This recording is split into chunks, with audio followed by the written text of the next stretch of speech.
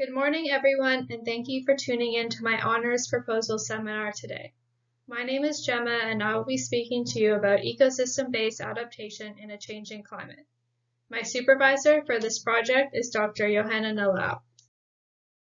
To start things off, I would like to acknowledge the traditional owners of the land, paying respects to elders past, present, and emerging, extending that respect to all Aboriginal and Torres Strait Island people across Australia, and recognize the traditional custodians of land which we meet today, the G.COBB people, and express gratitude for the important contribution they deliver throughout the community.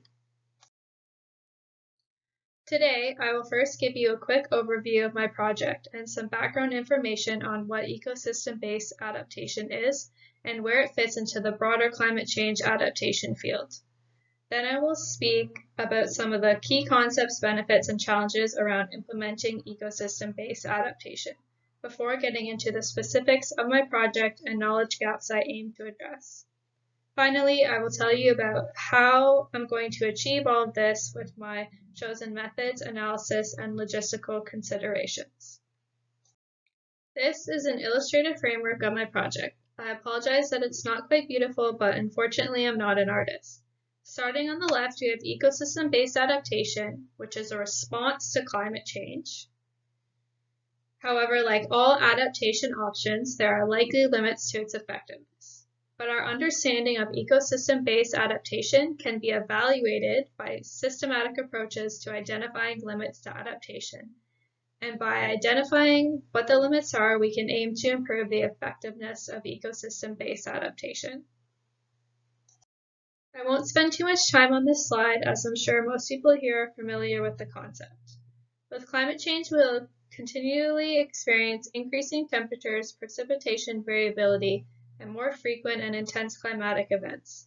Climate change is also one of the greatest threats to biodiversity, increases the risk of ecosystem collapse, and the loss of essential ecosystem services. Our own human society will also be greatly affected, but all these impacts won't be felt the same by everyone around the world.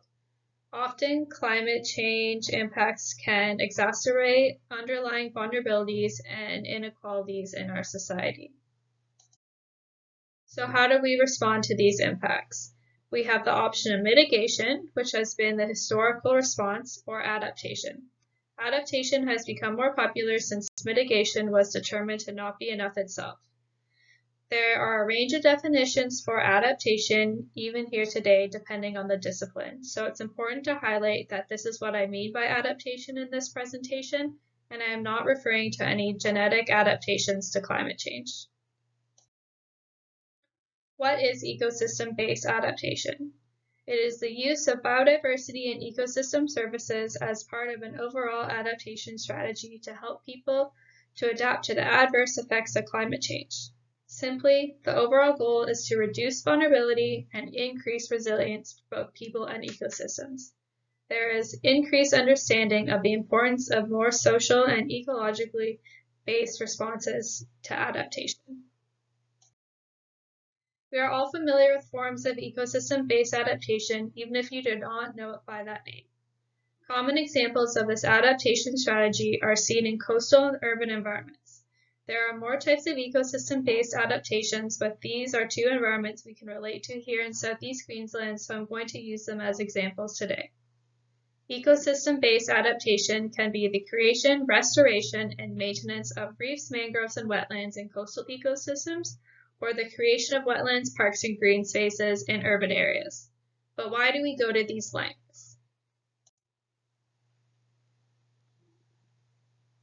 Because functioning ecosystems provide essential ecosystem services, or what can also be referred to as co-benefits. A main premise of ecosystem-based adaptation is that it provides multiple benefits at once. For example, in coastal ecosystems, planting mangroves can help to buffer from storms and erosion, while providing habitat for marine and bird species and contributing to the livelihood of coastal communities. By adapting our urban environments through urban greening and constructing wetlands, it is possible to mitigate flooding, support biodiversity, and reduce impacts of heat waves simultaneously. So, what is stopping us from implementing these strategies? We have touched on the benefits of ecosystem-based adaptation, but there are also challenges to implementation. Benefits include options such as no-regret soft adaptation as opposed to more rigid hard adaptation like building a concrete seawall. It is also cost-effective. For example, plants are cheaper than large-scale construction projects. We talked about having multiple co-benefits before, which is particularly important for vulnerable communities who are at the core of ecosystem-based adaptation planning. I put participatory planning as both a challenge and a benefit because it's great when it works and can greatly improve projects by including local and traditional knowledge, but making that happen is often difficult. It can be hard for modern science and decision makers to accept other belief systems that may benefit the project, and this has been noted as a challenge in the literature. Moving on to other challenges, conceptualization of ecosystem-based adaptation is difficult because it is an emerging field and our understanding is still rapidly evolving. This limits implementation because there is confusion in the field regarding what is and isn't ecosystem-based adaptation. Mainstreaming and scaling up present another challenge as there is insufficient data to make the strategy more widely applicable, and it is highly location-specific. Following on for this, there is a lack of monitoring and evaluation of ecosystem-based adaptation projects, which has resulted in a lack of quantitative data. So we can see there is a feedback loop of challenges forming here. So what do we need to do to move forward from them? Which brings us to our knowledge gaps. Chong identified ecosystem-based adaptation as a societal adaptation rather than an ecocentric focus. But for ecosystem-based adaptation to be effective for society, it needs to evaluate the limitations of ecosystems to a change in climate. If we look at the broader climate change adaptation literature, there is less than 3.2% of it focusing on ecosystem-based adaptation. Of that 3.2%, only 1/4 focuses on measuring ecosystem-based adaptation, and even a smaller amount looks at the limits to ecosystem-based adaptation. These numbers are just from a quick preliminary search in Scopus, and my project is going to focus on the 2 red circles. Alright, so now that we know what ecosystem-based adaptation is, we also know climate change is a problem, and we know that we don't know about the limits of ecosystem-based adaptation as an adaptation option. I will now move into how I'm going to address this knowledge gap and how I'm going to do that. Through this project, I aim to consolidate knowledge about the limits of ecosystem-based adaptation. I will assess the literature, which is largely qualitative content, and categorize it into quantifiable data that can be analyzed. I also aim to gauge the effectiveness of ecosystem-based adaptation by assessing the importance of monitoring and evaluation and climate change as limiting factors. Finally, I'm going to contribute to the evidence base for effective ecosystem-based adaptation to better inform future decision-making. Now, time for the fun stuff, my project design. The focus will be on the systematic quantitative literature review. I'm going to be following a method made famous by CP here at Griffith, which I'm sure a lot of you are familiar with. It's a powerful systematic method for assessing emerging fields like ecosystem-based adaptation because it highlights research strengths and gaps. It's a well-established method, there's lots of resources available, and most importantly, it still works during a pandemic. I will also supplement the SQLR with some bibliometric analysis on my database. Through distance-based mapping, I will be able to visualize how dominant research themes in the literature are connected to each other. Both of these methods will use the same database that I pulled from Scopus and the Web of Science. My data analysis will largely be categorizing and quantifying the current state of literature. An integral part of a systematic quantitative literature review is formulating a PRISMA statement. This systematic process is reliable, reproducible, and provides an unbiased framework to assess the literature. There are 4 overarching steps to this methodology, including identification, screening, eligibility, and inclusion. Going through this process is a way of justifying what is and isn't included in my final database for systematic full-text analysis. For example, after I combine my data from Scopus and Web of Science, I will remove the duplicates before performing the bibliometric analysis. Then I will screen the abstracts for a focus on ecosystem-based adaptation before conducting full-text reading to see if the document is relevant to my study. So once I've obtained my final dataset, it's time to perform the systematic full-text analysis. This process is achieved by formulating an appropriate database to match the dataset and research aims. For my project, I have created a database which is seen here. In section 1 in gray, we have article details. This category is widely used in many SQLRs and provides baseline data about locations, disciplines, what methods were used, etc. Section 2 at the bottom focuses on the details of the ecosystem-based adaptation project.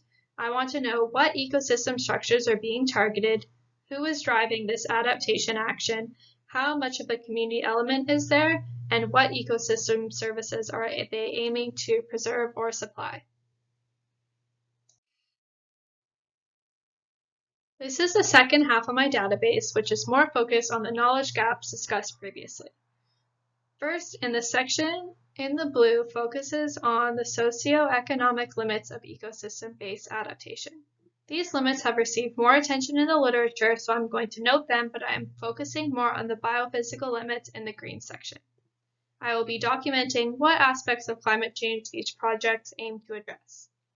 And finally, the most interesting part of the database, monitoring and evaluation in the orange and yellow. I want to determine if the forecasted impacts of climate change are considered in the implementation of ecosystem-based adaptation. Are decision makers using climate models or indigenous traditional knowledge or data from long-term ecological monitoring to plan these projects? Do they consider those biophysical limits? And once they are reached, are there adaptation strategies that could be put in place? And how do we know if it's working? Are we monitoring biodiversity dynamics or using GIS and remote sensing to assess ecosystem function and the continuation of ecosystem services? This is all tying back to how ecosystem-based adaptation will work in a changing climate. To supplement everything I just covered in the full text analysis, I'm going to create some distance-based maps in Biosphere. And these are similar to multidimensional scaling, which is broadly used in ecology. This is a preliminary map from my database on the screen of the top 40 author keywords. The circle size is proportionate to the number of occurrences, and the lines are weighted on their co-occurrence link strength to show the interrelations between dominant research themes in the literature.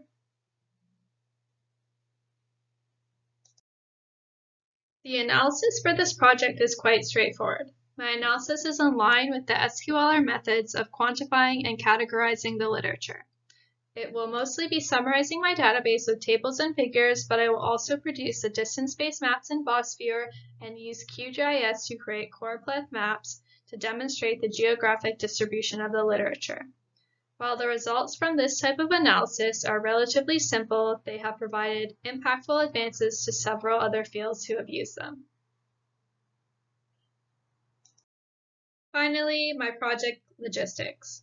Whoever marks my proposal document will get to see this Gantt chart in more detail, but for the sake of this presentation, I've broken it down into 4 stages. The first 2 stages are the planning of the project and data collection, which has taken place over this trimester. Stages 3, analysis, and 4, pulling it all together, will be done next trimester. The best thing about this method is that it's cost-effective, and the only cost I might have is printing my final thesis if we are back on campus by that time. That's all I have for you today, and I want to thank everyone very much for listening. I will now field any questions and feedback you may have about my project.